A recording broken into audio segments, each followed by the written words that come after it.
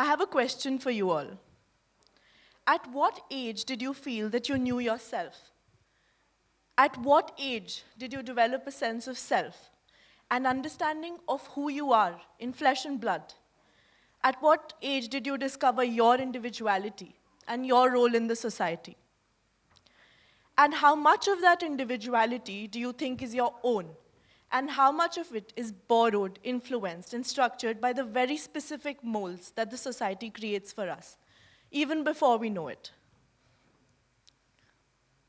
When I was 11, we were made to attend a class with our mothers. Only women and girls were allowed. No boys, no men. Mothers narrated stories of the first time that they got their periods.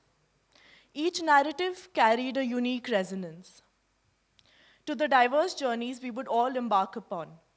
It was an emotional moment for mothers, bonding with their daughters, telling them that they would now grow up to be women.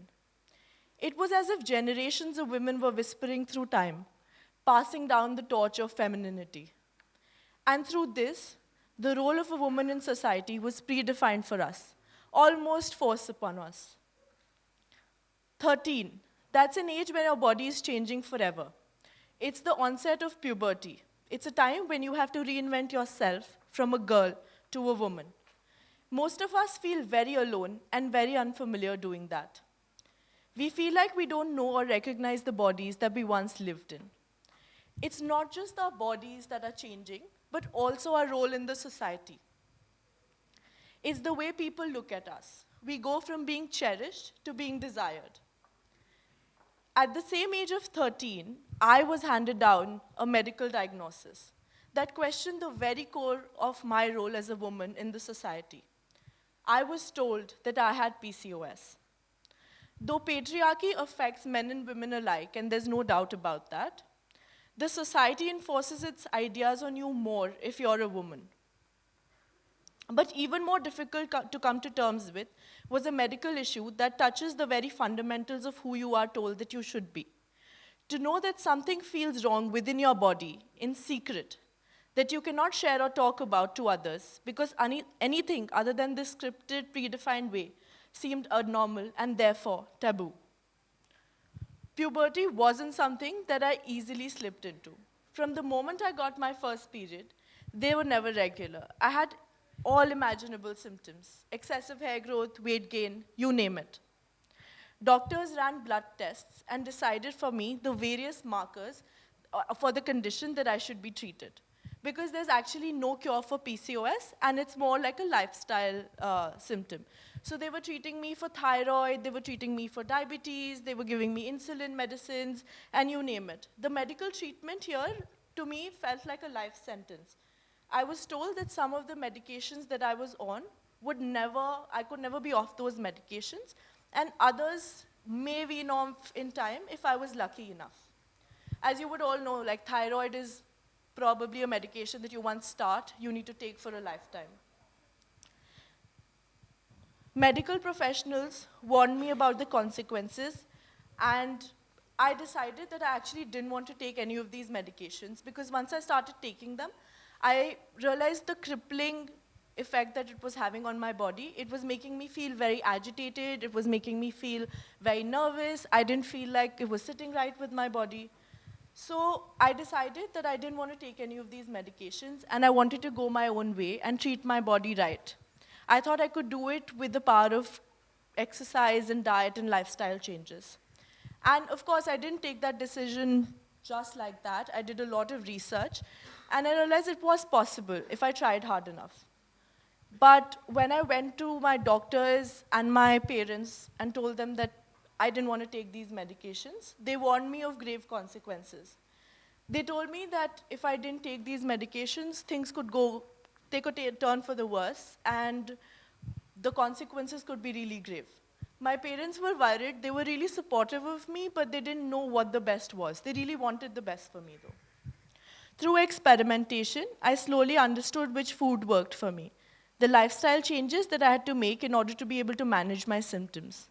Through trial and error and understanding of my own bio-individuality, I could reclaim my own body, and more importantly, my sanity. I took charge of the food that I consumed, my life schedule, my workout routines, and a process of physical and mental healing began. It was not limited to the symptoms of the diagnosis, it spilled over to the way I lived and my life thereon. I realized that while growing up, I attended classes on science, history, and geography, but none on how to take care of my mental and physical being. As I went on to embrace this way of life, I felt a need to share it with others. I created the Cinnamon Kitchen, which at the time was nothing more than an Instagram page. I would post the recipes that I created and a few poorly clicked pictures. At the time, Instagram was not the crowded place that it is today. So when I was posting these recipes, I was posting the diet changes that I was doing and the way that I was living, a lot of people organically started reaching out to me. They too were struggling with something that I was struggling with, and they were also clueless of how to go about it. It was extremely concerning, although it was also a little bit comforting that there were many like me.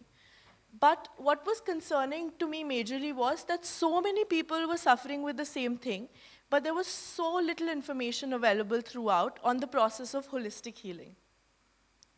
This led me to reshape the Cinnamon Kitchen. I realized that even though a majority of people wanted to eat better, they didn't know where to start. I started cooking, baking, and shipping prepackaged food that I was creating for my home kitchen. Then I went on to study hormone health to formulate recipes that were more effective and respectful of our body's natural balance. As my business grew, a community formed and prospered, and I discovered something amazing. Several PCOS-friendly products also helped with other lifestyle issues and a variety of autoimmune conditions. I remember this one specific instance where there was a customer who sent me an email. They told me that their father was going through chemotherapy, and they really enjoyed the Cinnamon Kitchen's Gajar Halwa. At the time, we only had a few weeks of organic carrots left in stock, so we decided to put the Gajar Halwa out of stock. So their email read that the chemo is in 3 days, and their father would really like to have that Gajar Halwa. And if I could arrange it for them, they'd be grateful. Of course, we arranged it for them. But whenever I think of that story, it really moves me to tears as to how I was making something from my home kitchen and how it was impacting lives. And of course, a lot of such stories are ones that I've heard time and again through that time. I personally think that we live in a world that very early on takes charge of who we are, shapes our minds and molds our bodies.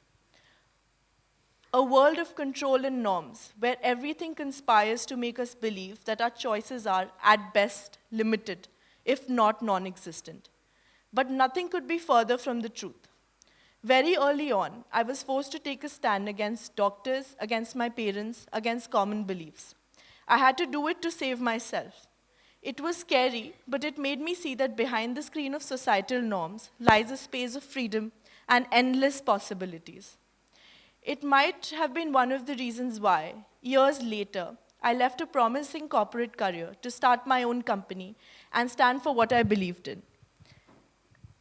And this is what I wanted to talk about today. Taking the small steps that enable us to reclaim our freedom, to choose the path we walk on, to decide what we do with our lives, our bodies, our minds. Thinking back, I see that taking charge of my own body and writing the story of my health could look like, and later led me to discover my own individuality in terms of what I wanted to do with my life, and that I could reach out to people with similar issues. When you are able to lead a life that is mindful and intentional, it's only then that you can create something that is of value to people. If a 13-year-old girl could do it, you can too.